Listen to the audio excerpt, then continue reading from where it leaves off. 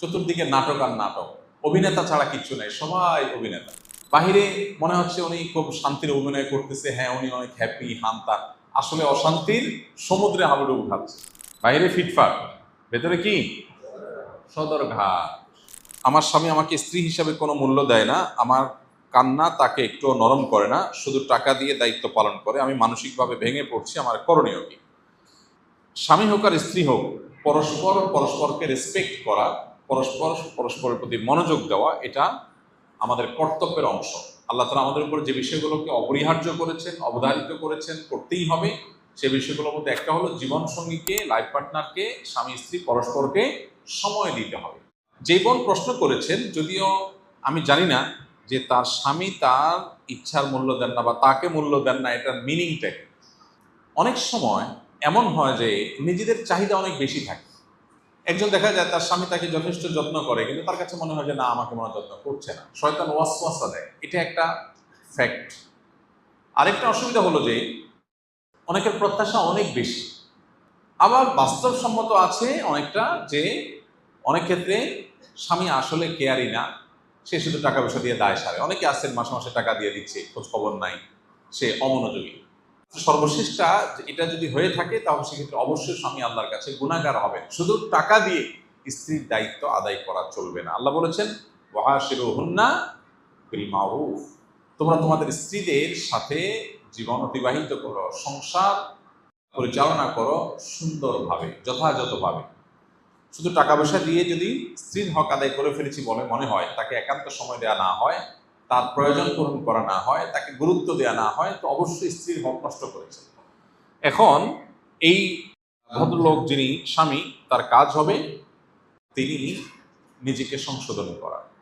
আর যে বোন প্রশ্ন করেছেন তাকে বলবো, যদি সত্যি আপনার স্বামী আপনাকে মনোযোগ না দেয়, ইগনোর করে, শুধু ভরণ পোষণটা দেয়, আপনি শুকরিয়া আদায় করেন এই দিক বিবেচনা করে যে অনেক অমানুষ আছে আপনার স্বামীর চাইতেও তারা আরো বেশি পাষাণ। তারা স্বামী হিসেবে স্ত্রীর ভরণ পোষণটাও দেয় না, আপনার তো ভরণ পোষণটা অন্তত দেয়। অনেকে আছে সেটুকুও দেয় না। ইমানদার যখন তার চাইতে নিজের চাইতে কষ্টে থাকা মানুষটার দিকে তাকাবে, তখন সে ভালো ফিল করবে, তখন মানসিক কষ্ট তার দূর হয়ে যাবে। এই জন্য আপনার সেদিকটা খেয়াল করা দরকার। আর আল্লাহ রাব্বুল আলামিন পৃথিবীতে সবাইকে সব দিক থেকে সুখী করেন না, অদ্ভুত এক সিস্টেম আল্লাহ তাআলা। একজন অনেক বড় সাকসেস তার ক্যারিয়ারে, উনি অনেক সফল ব্যবসায়ী, সফল উদ্যোক্তা, সফল এন্টারপ্রেনর, সফল ডাক্তার, সফল ইঞ্জিনিয়ার, সফল আলেম, উনি ওনার ক্যারিয়ারে অনেক সফল, কিন্তু বাসায় পারিবারিক জীবনে তিনি চরম ব্যর্থ। এরকম মানুষ ভুরি ভুরি আছে। আপনি বাইরে খুব ফিটফাট দেখবেন, কিন্তু ভেতরে সদরঘাট। বাইরে ফিটফাট, ভেতরে কি সদরঘাট। বাহিরে মনে হচ্ছে উনি খুব শান্তির অভিনয় করতেছে, হ্যাঁ উনি অনেক হ্যাপি হান্তা, আসলে অশান্তির সমুদ্রে হাবুডুবু খাচ্ছে। আর এখন দুনিয়াটাই হলো অভিনয়ের দুনিয়া, এখনকার পৃথিবীটাই হলো কিসের? অভিনয়ের পৃথিবী। চতুর্দিকে নাটক আর নাটক, অভিনেতা ছাড়া কিচ্ছু নাই, সবাই অভিনেতা। একজন আলেম চট্টগ্রামের বলতেছিলেন যে ভালো স্বামী বলতে পৃথিবীতে কিচ্ছু নাই, কে কতটা ভালো অভিনয় করতে পারে সেটা হলো বিষয়। হ্যাঁ, অভিনয় কে কত ভালো পারে সেটা হলো বিষয়। যাই হোক, এটা আবার বেশি একেবারে নেতিবাচক হয়ে যায়, এবং ভালো মানুষ নাই বললে ভুল হবে, আজকে বহু মানুষ আছে আলহামদুলিল্লাহ, এর মধ্যেও আছে।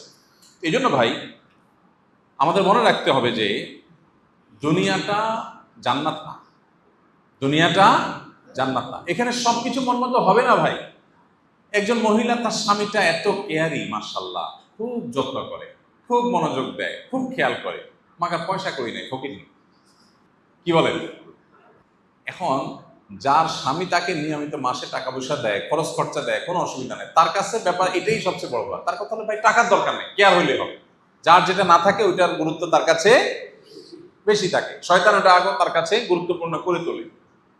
আর যার স্বামী টাকা পয়সা দেয় না, সারাদিন ঘরে বসে থাকে আর মহব্বত করে, ভালোবাসা বলে, আই লাভ ইউ বলে, সারাক্ষণ শুধু পাম্পটি দেয়, ওই মহিলার কাছে এটা একটা বোঝা। বাবা এত আই লাভ ইউর কাম নাই, টাকা পয়সা কামাই করে নিয়ে আসে। দুনিয়াটা এমন, শয়তান এমন ভাবে আমাদের সামনে তুলে ধরেছে, যার যেটা নাই শয়তান তার কাছে ওইটার জন্য হাহাকার তৈরি করে। আর ইমানদার এগুলোর সবগুলোর বিরুদ্ধে যুদ্ধ করে, এই বলে যে আল্লাহ যে অবস্থা রেখেছেন আলহামদুলিল্লাহ।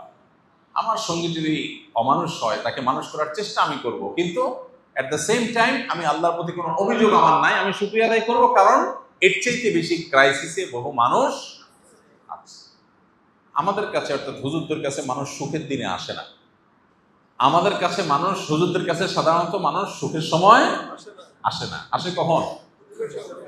খেলায় পড়লে, ঠিকে গেলে, তখন হুজুরদের কাছে আসে। হ্যাঁ, ডাক্তার এবং হুজুর এই দুই শ্রেণী মানুষের কাছে মানুষ সুখের সময় যায় না, আসে দুঃখের সময়। তো বহু মানুষ আছে যাদের দুঃখ শুনে আমাদের অবাক লাগে যে এই লোক দুঃখে আছে, মানুষ চিন্তাও করবে না, পাত্র হিসাবে তাকে দেয়া হলে যে কোনো পাত্রীপক্ষ রাজি হয়ে যাবে। আবার পাত্রীপক্ষের অনেকে আছেন যে পাত্রীর প্রোফাইল, ফ্যামিলি হিস্ট্রি দেখলে যে কোনো পাত্র অস্থির হয়ে যাবে, কিন্তু ভেতরের হিস্ট্রি জানলে কেউ সামনে আগাবে। এক একজনকে আল্লাহ তাআলা এক একটা দিয়ে পরীক্ষা করেন। পৃথিবীর কোনো মানুষ 100% সুখী নাই। সুখে ওই লোকটাই যে লোকটা পরিপূর্ণ দিনদার হতে পেরেছে, আল্লাহর সামনে নিজেকে পরিপূর্ণ সাপোর্ট করতে পেরেছে, যে লোকটা বলেছে আল্লাহ যা দিয়েছেন আলহামদুলিল্লাহ, এই লোক সুখী। কারণ তার কোনো দুঃখ নাই, তার এক্সপেকটেশনই নাই। এক্সপেকটেশন না থাকলে আর দুঃখ আসবে কোত্থেকে? সে আশাই করে যে সুখের জায়গা হলো জান্নাত, এটা দুনিয়া, এখানে সবকিছু মন মতো হবে না। কারো স্বামীটা অনেক ভালো, শাশুড়িটা খারাপ, কারো শাশুড়িটা ভালো, স্বামীটাও ভালো, কিন্তু দেবর ননদ গুলো অমানুষ। কারণ হয়তো এগুলো সবই ভালো মাশাআল্লাহ, কিন্তু পয়সা নেই। কারণ আবার পয়সা আছে, সবই ঠিক আছে, কিন্তু স্বামীটার চরিত্র খারাপ। আছে না নাই? এক একজনের এক এক সমস্যা। আরেকজনের সব ঠিক আছে, কিন্তু স্বামীর মুখতে সারাদিন দুর্গন্ধ বাইর হয়। মানে মাইনর ছোটখাটো ইস্যু আছে যেটা তার জন্য অনেক কষ্টের। ইমানদারের জন্য সান্ত্বনাটা হলো কোথায়? দুনিয়া, এটা জান্নাত না। এখানে সব কিছু মন মতো। এখানে যদি সব পারফেক্ট হয়ে যেত তাহলে গোলাপের চারপাশে কাঁটা থাকতো না। গোলাপের চারপাশে কাঁটা